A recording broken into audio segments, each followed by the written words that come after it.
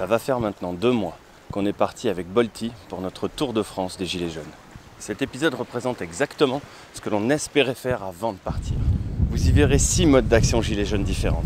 Ça commence doucement et simplement. Et comme on a entendu dire par un certain Étienne C, le secret de l'action, c'est de commencer.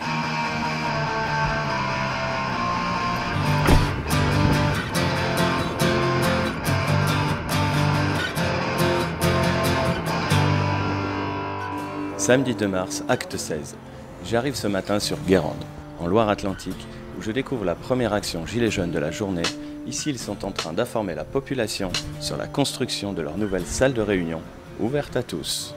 Donc, Guérande, c'est un groupe assez calme qui se réunit 2 fois par semaine sur ce rond-point et qui participe aux événements de la Maison du Peuple, à Nantes, Rennes, qui voyage après. Chacun va où il veut.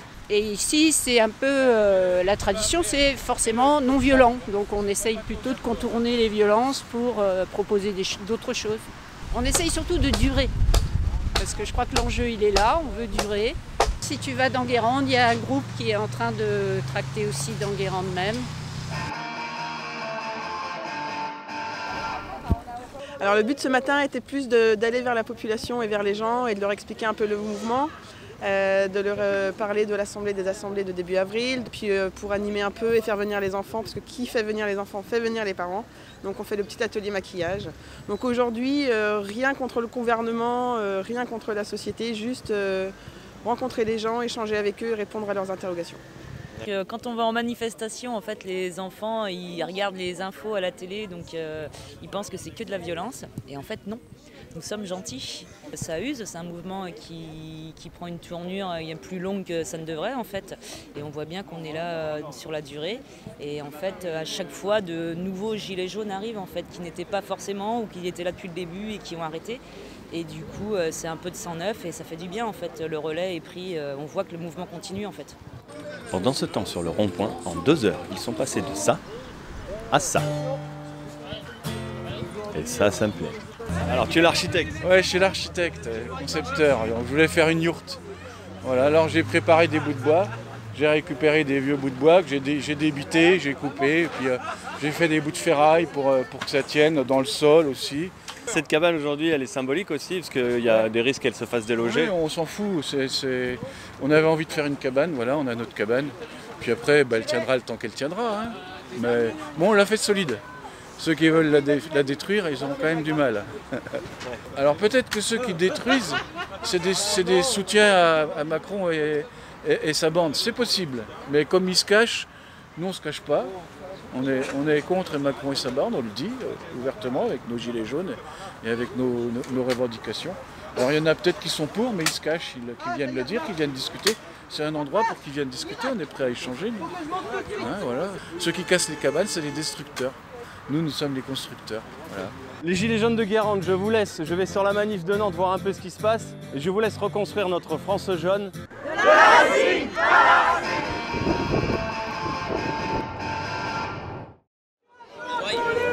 Ça crève les yeux. Sujet quoi. Là, ta sensation là, tous ces 49.3 là qui pètent un peu partout, ça a l'air hostile? Ouais, ça a l'air relativement hostile, mais bon, on était prévenu que on va dire le dispositif était inégalé, parce que la volonté est vraiment de ne pas nous laisser aller dans le centre-ville, ce qui est un peu une bêtise, parce que fondamentalement, on aimerait bien montrer notre présence, même complètement pacifiquement, mais voilà, on peut pas. Ils ont les flashballs braqués sur nos têtes, hein, clairement. Ah oui, carrément. Bon bah courage à toi, puis continue ce que tu fais en tout cas. Merci. Tous les samedis, j'en donne. C'est le minimum de s'entraider et que les gens ne l'étouffent pas parce que c'est assez dangereux ce qu'ils nous mettent dans la gueule.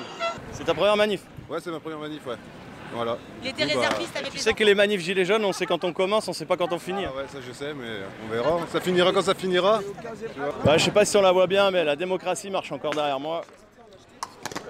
C'est affligeant. Ah bah ouais, elle marche vraiment très très près quoi.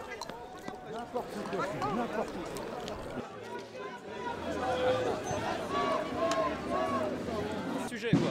Et il est tombé à 2 mètres de moi, l'engin est encore là-bas là. Le gros truc là, le long de la ferraille. Alors ça y est, une demi-heure de manif, ça pique les yeux déjà? Ça va, on supporte. Vous pensiez un jour mettre un masque comme ça de protection dans une manifestation? Non, pas du tout. Mais vraiment pas. Pourtant vous êtes là quand même. Oui, parce que si personne ne se bouge, il ne se passera jamais rien. Il faut continuer, il ne faut pas lâcher. Nous sommes là dans la paix et dans la non-violence, et puis voilà, on nous charge. T'as pas le droit de viser la tête! Ils veulent tuer les jaunes, quoi, mais ils ne nous tueront pas. C'est l'espoir et la vie qui est pour nos enfants, nos petits-enfants et notre planète. Ouais. Le Val-Braise, là où on a dit Braise. Pour essayer de montrer un peu autre chose que les habituelles manifestations du samedi, je prends le pari de la quitter prématurément pour rejoindre dans la soirée un petit groupe sur Le Mans qui m'avait contacté pour une action que je découvrirai en arrivant par l'autoroute. Non. Et j'ai besoin d'une opération péage gratuit là. Putain, c'est la dernière fois. Le but de la manœuvre était de perturber le départ à la retraite d'un patron d'hypermarché et de ses modestes 900 convives. Donc c'est vraiment de cibler les gens, les capitalistes, les plus riches, de pouvoir récupérer l'argent là où il est, c'est-à-dire chez les plus riches. Là, Leclerc, il est là avec des ministres, avec du gratin. Nous, on veut dire ça suffit, on est là, on veut faire une action qui soit visible, qui soit ciblée. Carrément devant l'entrée de la rotonde pour accueillir les gens qui sont invités ce soir à manger. Et on voulait leur montrer leur panneau de revendication que les produits de première nécessité sont trop chers et l'essence est trop chère, mais au final on ne veut pas nous laisser passer. Donc c'est pas grave, on est vu quand même là au rond-point. Hein. Ça klaxonne pas mal aussi. C'est ça, donc voilà, après on se prend pour la tête, on va pas les contrôler CRS non plus. Hein. C'est pas le but. Il faut regarder la réalité en face. Toutes les actions Gilets jaunes ne sont pas forcément des réussites. Ce soir, l'argent public armé de ses policiers aura eu raison de leur liberté d'expression. Ce qui ne les empêchera pas de se montrer, armés d'un peu de dérision, d'essayer de trouver du courage pour la prochaine fois. Et c'est à Saint-Malo, ce dimanche matin, recontacté et invité par un groupe que j'avais croisé à Pontivy, que l'on découvre notre 5e action du week-end. Une manitoyage jaune. J'invite moi en tout cas tous les citoyens français, qu'ils soient de Bretagne ou d'ailleurs, à venir justement nous rejoindre, nettoyer les plages, faire quelque chose de citoyen. On est tous concernés contre cette pollution. Donc y avoir des plages propres et tout ça, je pense que c'est un bien pour tout le monde. J'ai grandi ici, j'ai fait du bateau ici depuis que je suis gamin, donc forcément on se sent concerné, quoi. On a même des enfants qui ont 4, 5 ans, 3 ans, et on a une doyenne qui a 90 ans avec nous, qui participe. On aimerait que voilà, notre monde reste propre, qu'on est pas la fin du monde comme la fin du mois, pourri. On ne doit pas se conformer à ce que des industriels nous imposent. Voilà.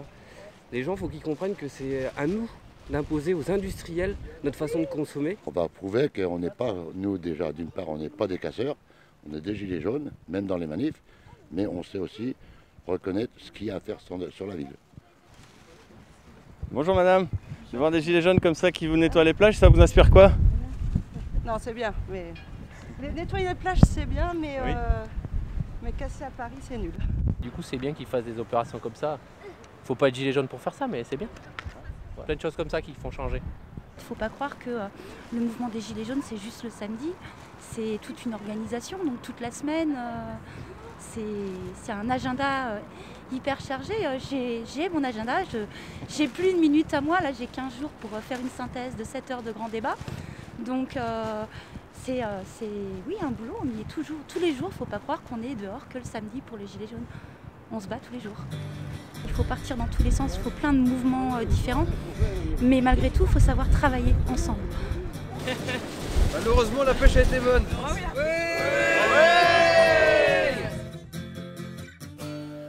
Et la 6e action de mon week-end sera l'inauguration d'une ZAD un peu particulière, qui m'est un peu familière. Donc bienvenue au QG des Gilets jaunes de Saint-Malo, donc contre le projet Relique.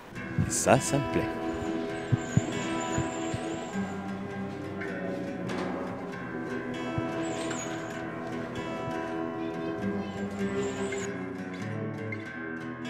Ça change des ronds-points. Un ouvrage fortifié de la Seconde Guerre mondiale qui a été construit en 1942, mars 42. Le but aujourd'hui, en fait, c'est de protéger cet ouvrage. Alors cet ouvrage, il y en a eu 5 faits en France en totalité et 7 en tout sur tout le mur de l'ensemble du mur de l'Atlantique. Donc un modèle très rare. C'est pour ça qu'aujourd'hui on essaye de le préserver avec nos gilets jaunes et puis les citoyens autour. Il est prévu qu'il serait cassé pour courant 2019 pour un gros projet immobilier. En fait, il gêne pour une construction de garage souterrain. Donc en fait son projet est nul, destruction du littoral. Mais monsieur a de l'argent, donc il va acheter beaucoup moins cher le prix du terrain. Donc je vous laisse même pas imaginer le prix, il va l'avoir à peu près 500 € le mètre carré alors qu'on est dans les alentours de 7000 pour un particulier. Il y a problème. Du coup là on n'est plus de la racine par la racine, on est carrément sous la racine. Ah ouais, c'est vraiment sous la racine qu'on est, mais la racine existante elle est toujours là et donc de la racine par la racine garde toujours son sens. Cette aventure que l'on vit tous les deux n'est rendue possible que par la solidarité que l'on rencontre sur les routes. Cette fraternité dont tout le monde parle tant en ce moment, mon Tour de France en est une preuve. Et ce qui nous fait le plus plaisir, c'est de voir que notre travail peut donner un peu de baume au cœur, donner le sourire et participer à l'élan constructif de ce mouvement. Parce que malheureusement, des choses pas très drôles, en ce moment j'en vois plein. Allez, on sort des blocos de Saint-Malo, on va vers Paris, et qui sait, peut-être que là-bas la solution de la racine par la racine, c'est dans les catacombes qu'ils la trouvent. T'es prêt, Balti ? Ouais, t'es toujours prêt, toi.